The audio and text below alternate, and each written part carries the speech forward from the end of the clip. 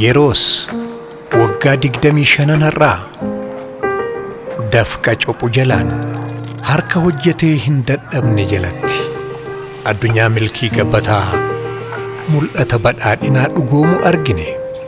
Lubbuuf qabeenyi keenya harka amansiisaa irra akka qubatu taasifne. Wal'aansoo jireenyaa keessatti hamilee jabaa daandii kufanii ka'an keessatti xiiqiif abdii cimaa hojjetanii argachuu keessatti bu'aaf gammachuu malu qooddanne.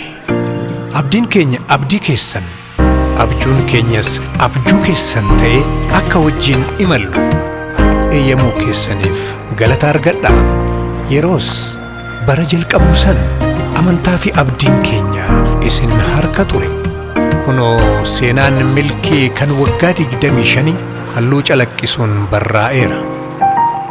Abdii fulla'aa akka laga keenya Awaashitti bal'atee kunoo gamasitti ifu argine. Imalli keenya itti fufaa. Baankii Awaashiif Inshuraansii Awaash. Kabajamtoota daawwattoota maatii diraamaa Hiree hundi keessan akkam jirtu? Nagaa keessanii? Nuti nagaa keenyadha. Production fiilmii Leeqaas ta'e diraamaan Hiree haala gaarii irra jira. Ta'us yeroo muraasaaf gargar fagaannee jirra. Maaliif baddee?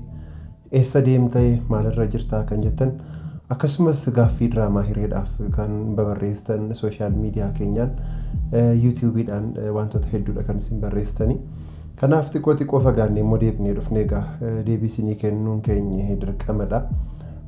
Hunda dura hundi keessan baga har'a geessanii baga nagaadhaan deebinee wal agarreen isiniin jechuu barbaada.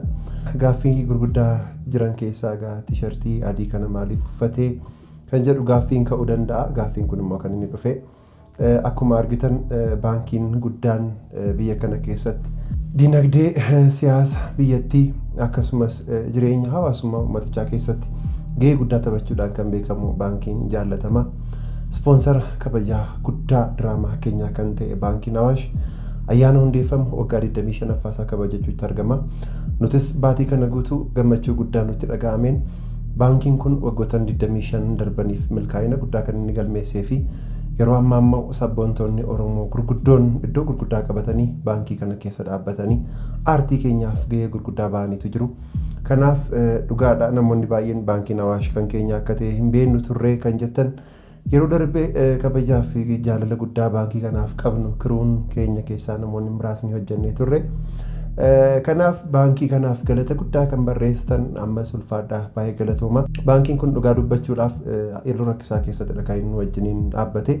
Kanaaf nus gammachuu kana uffata adii baankii Awaash gargaaraa keenya deeggaraa aartii keenya deeggaraa diraamaa Hiree gocha seena qabeessa kanan wajjin dhaabbate yeroo haalonni rakkisoon ispoonsarii waadaadhaan galamanii raawwachuudhaaf rakkisaa ta'an ispoonsaroota baay'eetu waadaa galee raawwachuu irratti boodatti hafuudhaan rakkoo gurguddaa keessa seennee turre. Baankiin Awaash garuu hundeeffamuu isaaniitiin hooggantoonni hundeessitoonni baankii Awaashis baga waggaa 25ffaa keessan geessanii manni kunis nutis maqaa diraamaa Hireetiin uummata bal'aa bakka buunee baga waggaa 25ffaa keessan geessanii darbaatii jaarraa hedduudhaaf jiraadhaa isiniin jenna. Ittaansuudhaan gaaffilee gurguddaa nuuf kaa'an keessaa kumaan akkam ta'e meetii maalirra geesseetti diraamaa Hiree keessattuu wanti haaraan maaltu jira kan jettan xiqqoo oduu rakkisaa ta'e tokko qabadhee dhufeera. Innis maalidha? Mabeet Shallamaa diraamaa Hiree irratti kaaraaktarii yookaan qooddataa meetii taphachuudhaan kan beekamtu diraamaa Hiree keessaa fagaachuu isheedhaafis kabajaaf iddoo guddaa dhugaa isinitti himuuf namoota hojii kana keessatti nu wajjin bu'aa bahii hedduu kaffalanii nu wajjin dadhaban keessaa Mabeet Shallamaa yookaan meetiin nama baay'ee kabajuuf nama baay'ee cimtu seenaatti kenname illee seeraan taphachuudhaan fakkeessaa sirrii gochuudhaan yeroo dheeraadhaaf nu wajjin dadhabdeetti. Kanaaf piroodaakshiniin fiilmii Leeqaa Mabeet Shallamaa barakee guutuu milkaa'ii jennaani. Ta'us rakkoo muraasa rakkoo fayyaa wajjin wal qabatuun rakkoo akkasii keessa seentee turte. Kanaaf piroodaakshiniin keenya isheedhaa wajjin itti fufuu hin danda'u. Kanaaf boor YouTube'dhaan yookaan TV irratti namoonni daawwatan akka tasaa haadha warraa kumaa taatee kan hojjettu kan kumsaa jechaan jiru kan kumaadha.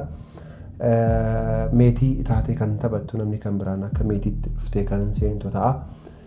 Sababii kanaadha karaakteriin mucaan kee akkam ta'e dhalateera moo meetiinoo biyya Arabaatti baqattee moo maalirra jirtu seenaan keessan akkam ta'e xiqqoo nu jalaa fagaateera nu duddubattaa nu jalaa haftaniitu karaakterii kee irratti kan jettaniif sababii kanaadha ji'oota muraasaaf obsuu qabna turre. Maaliif namni laga tokko wal duukaa ce'ee callisee bakkeedhumatti wal gatee hin deemu? Nuti sababii kana karaakterii kana eeguudhaaf yeroo muraasaaf yeroo fudhannee turre garuu ta'uu hin dandeenye. Kanaaf guyyaa muraasa booda namni haaraan iddoo kana seenee karaakterii meetii yoo taphate adaraa keessan waan haaraa akkasinitti hin fakkaanne diraamoota addunyaa irratti biyya kana keessatti qofa osoo hin taane even Ameerikaa The House of Cards irratti qooddataa ciccimoo kan ta'an jijjiiramuudhaan beekamu. Lammaffaa immoo akkasumas armee abdii taatee kan hojjettu Ilfinash Seefuudhaafis kabajaaf galata guddaa qabna. Isheenis rakkoo gabaabaa ta'een yookaan sababa dhuunfaadhaan piroodakshinii fiilmii leeqaa wajjin yookaan diraamaa hiree wajjin kan isheen ittiin fufne ta'uu fi Dosheelsaa Komoo kan jedhamtu qooddattuun harmee abdii faa taate kan waraabamte ta'uu ishee waraabbiidhaanis duukaa deemaa kan jirru ta'uusaa kabajaan isin beeksisna. Kana kan goonu isin maatii diraamaa hireedha.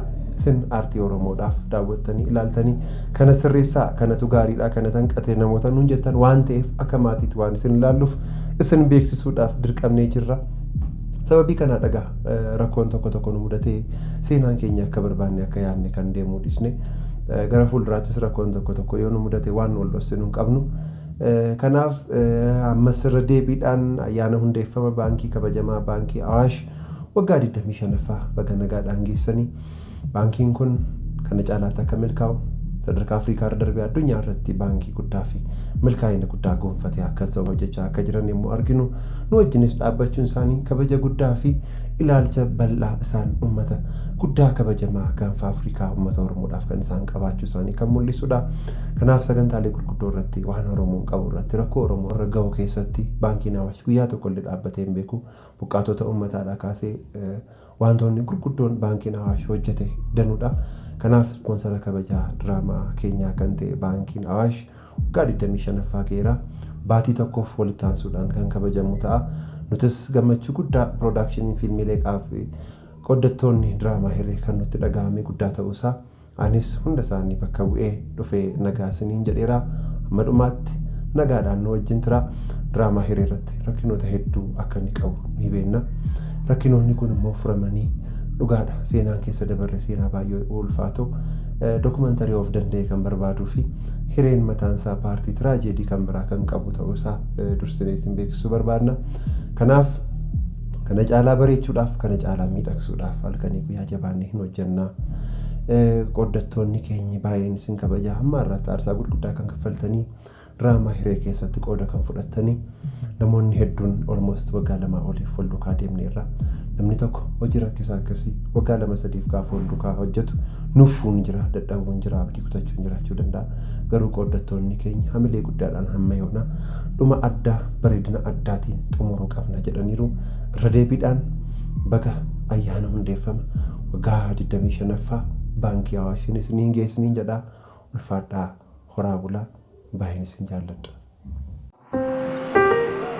Yeroos waggaa 25 har'aa dafqa cophu jalaan harka hojjetee hin dadhabne jalatti addunyaa milkii gabbataa mul'ata badhaadhinaa dhugoomu argine. Lubbuuf qabeenyi keenya harka amansiisaa irra akka qubatu taasifne. Wal'aansoo jireenyaa keessatti hamilee jabaa daandii kufanii ka'an keessatti xiiqiif abdii cimaa hojjetanii argachuu keessatti bu'aaf gammachuu malu qooddanne. Abdiin keenya abdii keessan abjuun keenyas abjuu keessan ta'ee akka wajjin imallu eeyyamuu keessaniif galata argadhaa. Yeroos bara jalqabnu san amantaa fi abdiin keenya isin harka ture. Kunoo seenaan milkii kan waggaa 25 halluu calaqqisuun barraa'eera. Abdii fulla'aa akka laga keenya Awaashitti bal'atee kunoo gamasitti ifu argine.